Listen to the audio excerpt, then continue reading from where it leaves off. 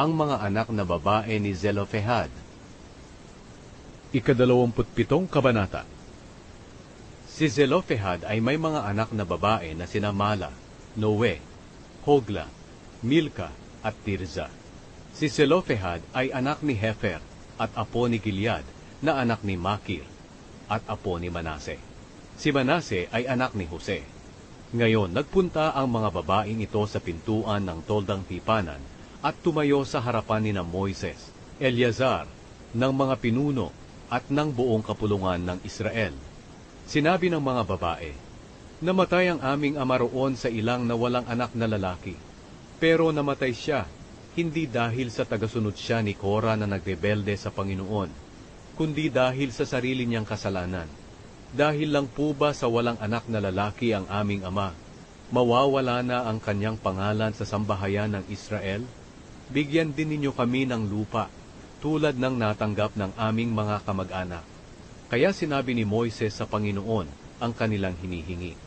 Sinabi ng Panginoon kay Moises, "Tama ang sinabi ng mga anak na babae ni Zelofehad. Kailangang bigyan mo sila ng lupa, kasama ng mga kamag-anak ng kanilang ama. Ibigay sa kanila ang lupa na dapat sana ay sa kanilang ama. At sabihin mo sa mga Israelita, na kung mamatay ang isang tao na hindi nagkaanak ng lalaki, kailangang ibigay sa kanyang anak na babae ang kanyang lupa. At kung wala siyang anak na babae, ibigay sa kanyang kapatid na lalaki. At kung wala siyang kapatid na lalaki, ibigay ang kanyang lupa sa kapatid na lalaki ng kanyang ama. Kung walang kapatid na lalaki ang kanyang ama, ibigay ang kanyang lupa sa pinakamalapit niyang kamag-anak. At ang kanyang kamag-anak ang magmamana ng lupa. Ito'y susundin ng mga Israelita bilang isang legal na kautusang dapat sundin, ayon sa iniutos ko sa iyo, Moises." Pinili si Josue bilang kapalit ni Moises. Pagkatapos sinabi ng Panginoon kay Moises, "Umakyat ka sa kabundukan ng Abarim, at tingnan mo roon ang lupaing ibinigay ko sa mga Israelita. Pagkatapos mong makita ito, sasama ka na sa piling ng mga yumao mong ninuno, tulad ng kapatid mong si Aaron.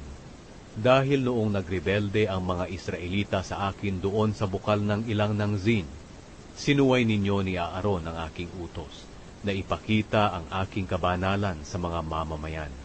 Ang bukal na ito ay ang Meriba, na nasa Kadesh sa ilang ng Zin."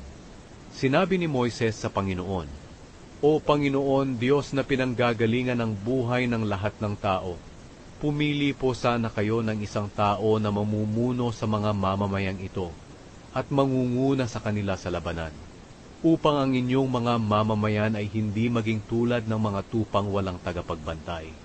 Kaya sinabi ng Panginoon kay Moises, "Ipatawag si Josue na anak ni Nun, na puspos ng Espiritu, at ipatong mo ang iyong kamay sa kanyang ulo. Patayuin siya sa harapan ng paring si Eleazar at ng buong kapulungan, at ipaalam mo sa kanila na pinili mo siya para pumalit sa iyo. Ibigay mo sa kanya ang iba mong kapangyarihan upang sundin siya ng buong mamamayan ng Israel.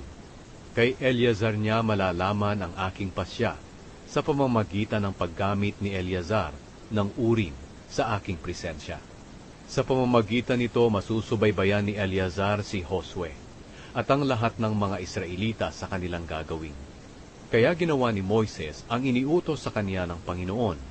Ipinatawag niya si Josue at pinatayo sa harapan ng paring si Eleazar at ng buong kapulungan. At ayon sa iniutos sa kanya ng Panginoon, ipinatong niya ang kanyang kamay kay Josue, at ipinahayag na si Josue ang papalit sa kanya.